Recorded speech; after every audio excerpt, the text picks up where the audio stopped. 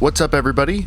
Today we're going to be taking a look at the Doom closed multiplayer beta on the Potato Masher. If you don't know what the Potato Masher is, it's a $375 PC custom built in 2014 and designed to compete against the PS4 for the rest of its life cycle.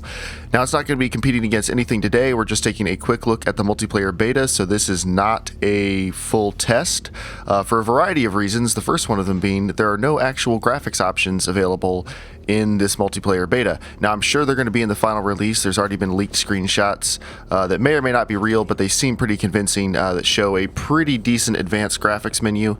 But for the multiplayer beta, all you can adjust is anti-aliasing, chromatic aberration, and VSync, and of course your resolution. So there's not really a point in messing with most of that because it's not going to be relevant to how the final game performance is. But as you can see, the Potato Masher is getting up to 60 FPS at times, and then at other times it drops into the 30s depending on the action going on.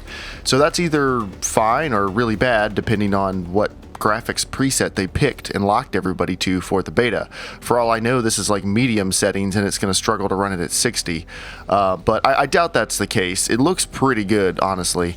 This is a pretty decent looking game, so I think there'll probably be enough options. We'll be able to get some awesome locked 60 out of this and maybe higher frame rates, because I would say with a game like Doom, for the single player, at least you want to play at 60. I mean, I could see someone playing at 30 if they really wanted to, but for multiplayer, you have to play minimum of 60 FPS.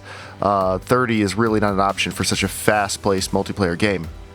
So hopefully we will get enough advanced graphics options that we can lock in some really good settings and really good performance. But as you can see, the Potato Masher seems to be handling it fine so far. I did play around with the different anti-aliasing options. There's TAA, which I assume stands for temporal anti-aliasing, like Rainbow Six Siege had. There's TAA with FXAA combined on top of it. And there is TSSAA, which if I had to guess, I would say is temporal super sampling anti-aliasing. But I don't know any of that for sure, and we'll have to wait until the game comes out to know for sure. But I switched between them, and honestly, I didn't notice any significant or concrete visual difference, so I don't even know if they're doing anything. They may just be options that are just left over into the beta.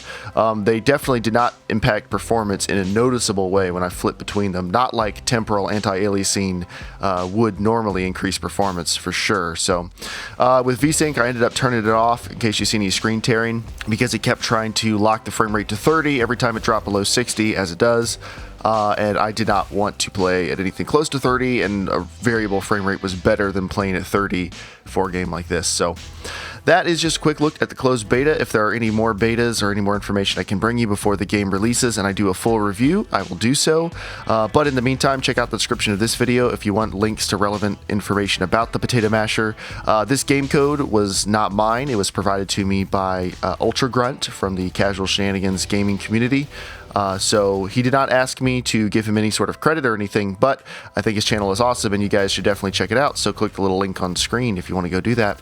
You can also click the links on screen to support this project on Patreon. Check out the playlist of all the Potato Masher videos, and check out the Casual Shenanigans Gaming podcast, which I host and I'm very proud of, and they are the reason that this build even exists in the first place. So go check them out, and I'll see you for the next review. Have a great day.